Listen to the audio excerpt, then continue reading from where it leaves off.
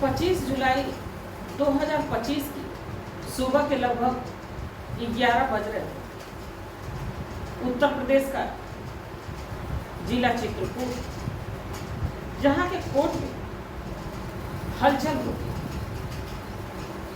Court में जज साहब के अलावा ढेर सारे वकीलों के बीच ढेर सारे पत्रकार और वहीं पे एक महिला और एक पुरुष आए। जज साहब अपने सामने रखे एक दस्तावेज पे नजर डालते, फिर उन दोनों महिला और पुरुष के तरफ देखते हुए एक फैसला सुना। कहते हैं कि तुम्हारा गुनाह माफी के लायक है,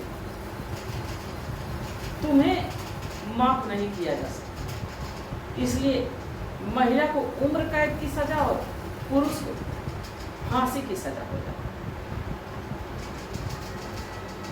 जिसके बाद पूरे कोर्ट में हलचल सी हो जाए। आखिर इस महिला और इस पुरुष का गुनाह क्या है कि महिला को उम्र कैद और पुरुष को फांसी की सजा। इस कहानी को सिलसिलेवार तरीके से जानने के लिए हमारे साथ वीडियो में अंत तक बने रहिए। नमस्कार, मैं सावित्री यादव आप सभी का क्राइम कथा में स्वागत करती हूँ। उम्मीद है हमारी क्राइम कथा की सारी फैमिली अच्छी होगी। अपना ख्याल रखें। आज मैं जिस सच्ची कहानी को लेके आप लोगों के बीच हाजिर हूँ, कहते हैं कि गुनाह करने से पहले गुनहगार वो हर कोशिश करता है कि वो बच जाए। बाकी ऊपर वाले के घर में देर भले ही अंधेर नहीं। एक ना एक दिन इंसान के गुनाह उसके सामने घूम के आ ही जाते। आज की कहानी में भी कुछ ऐसा ही है। तो चलिए ज़्यादा बात ना करते हुए आज की कहानी की शुरुआत करें। दरअसल मैं बात कर रही हूँ उत्तर प्रदेश का एक बड़ा ही मशहूर शहर, बड़ा ही मशहूर जिला चित्रकूट। इसी चित्रकूट का एक थाना लगता है राजापुर। यही का एक गांव लगता है सिकरिया। यहीं का रहने वाला अवधेश यादव। अवधेश यादव के घर में अवधेश यादव की पत्नी और उसके परिवार। अवधेश यादव अपने परिवार को खुश रखने के लिए, अपनी पत्नी को खुश रखने के लिए सोचता कि यहाँ काम धाम करने से काम नहीं चल रहा, कहीं और चल के कुछ ज़्यादा रुपए कमा सके ताकि अपनी पत्नी को सारी सुख सुविधा दे सके जिसकी उसे चाहे। इसके लिए गुजरात प्रदेश जाता। वहाँ जाके कंपनी में नौकरी भी करने लगा। समय समय पे अपनी पत्नी से बातचीत करता, हालचाल भी लेता और रुपए कमा के अपनी पत्नी को भेजने लगा। बाकी इसी गुजरात प्रदेश में अवधेश की मुलाकात एक महिला से हुई जिसका नाम लाल मुनि होता है। लाल मुनि के परिवार में लाल मुनि के पति के अलावा इसके 4 बच्चे होते हैं, जिसमें एक बेटा और 3 बेटियां। अवधेश की मुलाकात जब लाल मुनि से होती तो दोनों की दोस्ती हो जाती और दोस्ती ना जाने कब अवैध संबंधों में बदल जाती। शायद ना ही अवधेश को पता चलता है और ना ही लाल मुनि को पता। धीरे धीरे इनकी नजदीकियां इस कदर बढ़ती और ये जो लाल मुनि रहती देखने में इतनी हसीन, इतनी खूबसूरत कि कहीं से नहीं लगता कि ये 4 बच्चों की माँ है।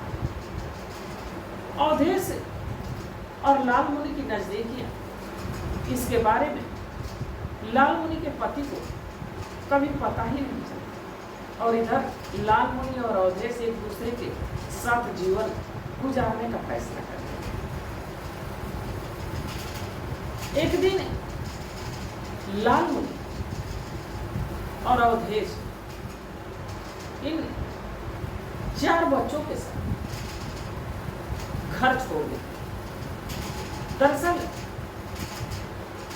लाल मुनि की बड़ी बेटी जिसका उम्र 13 साल, दूसरी बेटी जिसकी उम्र 11 साल, तीसरी बेटी गीता जिसकी उम्र 9 साल और सबसे छोटा बेटा किशन जिसकी उम्र 6 साल है। इन चारों बच्चों के साथ ये दोनों घर छोड़ते हैं और जब घर छोड़ते हैं तो जो अवधेश है अपने पैतृक गांव चित्रकूट आ जाता है और जब चित्रकूट आता है अपने घर पहुंचता है पूरा परिवार लेके, तो जो अवधेश की पहली पत्नी इसका विरोध करती और कहती कि या तो मैं घर में रहूं या तो ये घर में रहूं। बाकी ये बात यहीं पे थम जाती है, यहीं पे रुक जाती है। अपनी पहली पत्नी के ना चाहते हुए भी अवधेश लाल मुनि को अपने घर में ही रखता है, उसके बच्चों को भी रखता है और इनका भी खर्च अपनी पहली पत्नी की तरह ही उठाता है। धीरे धीरे वक्त गुजरने लगा। बाकी इन दोनों औरतों में लगातार झगड़े बढ़ते रहे, लगातार तकरार बढ़ती रही। जो अवधेश की पहली पत्नी अवधेश से कहती कि अगर जो तुम इसे छोड़ते नहीं तो मैं कोर्ट का दरवाजा खटखटाऊंगी और तुम्हें सजा दिलाऊंगी तुम्हारे किए गए गुनाह। जब कोर्ट की धमकी अवधेश की पहली पत्नी अवधेश को देती तो अवधेश भी घबरा जाता। एक दिन लाल मुनि से कहता कि क्यों ना तुम अपने बच्चों को लेके गुजरात चली जाओ, क्योंकि परिवार में झगड़ा बहुत ज्यादा हो रहा है और किसी दिन कुछ गलत हो जाए। बाकी लाल मुनि भी जाने से मना कर देते हैं, कहते हैं कि मैंने तुम्हारे लिए अपना घर परिवार अपने पति को छोड़ा और मैं अब कौन सा मुंह लेके उसके पास वापस जाऊँ। मैं यहाँ से जाने वाली नहीं, अगर जो यहाँ से मैं जाऊँगी तो जीवित अवस्था में तो कभी मैं जा ही नहीं सकती। अब जब दोनों महिलाओं का फैसला अवधेश सुनता तो बड़ा ही परेशान हो गया। उसे कोई रास्ता दिखाई नहीं दे रहा था कि वो किस रास्ते पे जाए। इधर दोनों महिलाओं की तकरार से झगड़े से अवधेश भी तंग आ चुका है और कहीं ना कहीं अब लाल मुनि से भी परेशान हो जाता है, क्योंकि लाल मुनि के खर्चे ज्यादा, उसके 4 बच्चे लाल मुनि और इधर अवधेश की पत्नी, इन सारी की जिम्मेदारी लेके अवधेश बड़ा ही परेशान है। एक दिन अवधेश की पहली पत्नी कहती कि क्यों ना तुम लाल मुनि और उसके बच्चों को इस दुनिया से हटा देते, ना रहेगा बांस ना बाजेगी बांसुरी। अगर जो ये रहेंगे तो फिर ना झगड़े होंगे और ना ही तुम्हें इतना खर्च उठाना। ना चाहते हुए भी अवधेश इस बात को बड़ी गंभीरता से सोचा और सोचने का फैसला यही कर कि बात तो सही है।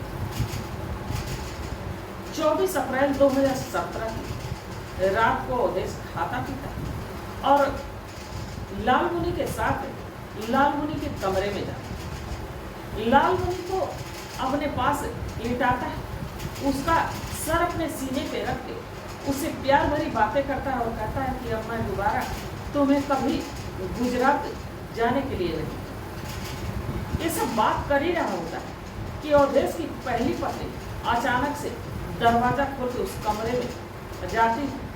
अवधेश लाल मुनि का मुंह दबा लेता है, जहाँ की अवधेश की जो पहली पत्नी थी लाल मुनि के गर्दन पे धारदार हथियार से वार करती।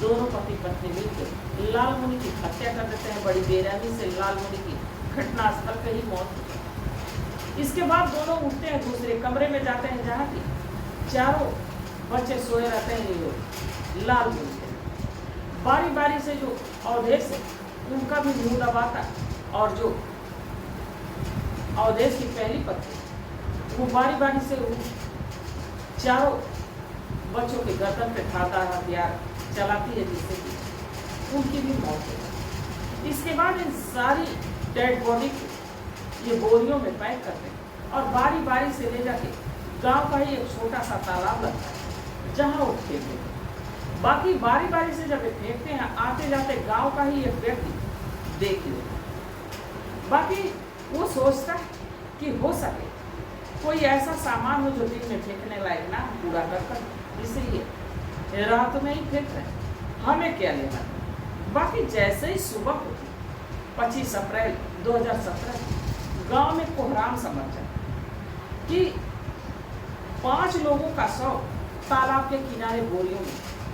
पुलिस घटना स्थल पे आती है, तभी वो गांव का व्यक्ति कहता है कि दरअसल मैंने अवधेश और उसकी पत्नी को देखा था ये बोरियों को फेंकते हुए, तो मैंने सोचा कि कोई कूड़ा कर दो। जब उस गांव के व्यक्ति के तहरीर पे जब पुलिस वहां पहुंचती उसके घर पे अवधेश, तो पता चलता है कि अवधेश और उसकी पत्नी दोनों घर से फरार हो चुके। जब पुलिस इनकी फोन लोकेशन ट्रेस करती तो वो भी स्विच ऑफ खाता है, पता नहीं चलता। बाकी किसी मुखबिर के जरिए पता चलता है कि वो गुजरात प्रदेश है। अब गुजरात पुलिस के मदद से लालमुनि का जो कातिल अवधेश और उसकी पत्नी, इनको ढूंढते हैं। एक दिन ये दोनों पकड़े भी जाते, और जब पकड़े जाते तो गुजरात पुलिस की मदद से इनको उत्तर प्रदेश के चित्रकूट जिले लाया जाता और इन्हें अगले दिन जिला अदालत पेश किया जाता है, जहाँ से कि इनको जेल भेज दिया जाता। बाकी ये कोर्ट में मामला लगभग 8 साल चलता है, और 8 साल के बाद जब 25 जुलाई 2025 सुबह के तकरीबन 11 बज रहे, जज साहब कोर्ट रूम में मौजूद, जहां दोनों पति पत्नी को पेश किया जाता है, दोनों पक्ष के वकील अपनी अपनी बात रखते।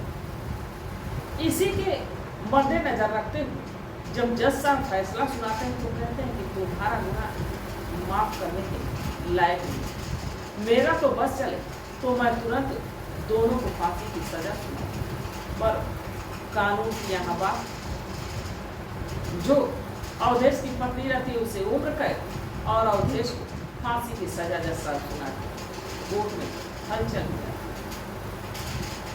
और लोग नारे लगाने लगते कि इनको तो तुरंत फांसी दे दी।